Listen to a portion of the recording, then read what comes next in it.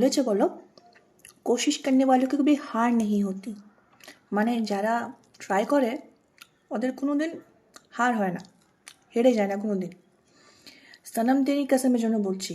আরে সনম তেরি কসম যেটা 2016 নাগাদ মনে হয় রিলিজ হয়েছিল, ওটা এত ভালো পিকচার, এত ভালো ফিল্ম, মানে দেখেই না চোখে জল চলে আসছে।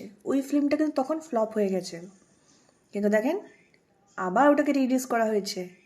আর এখন এটা এত ভালো মানে রেজাল্ট পেয়েছে, মানে কি বলবো, এত ভালো এটা হিট হয়েছে, পুরো ব্লকবাস্টার, মানে সব টিকিট বুক। তাহলে কোশিশ করনে वालों কবি হার নেই হতি, ওই জন্যই বলে।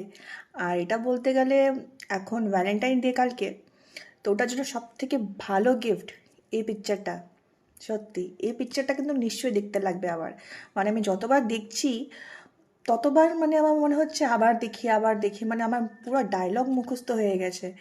যখন ওই মেয়েটা বলে কি দিল কা हो तो अच्छा, ना हो तो और भी अच्छा, ईश्वर की मर्जी होती है कि ना।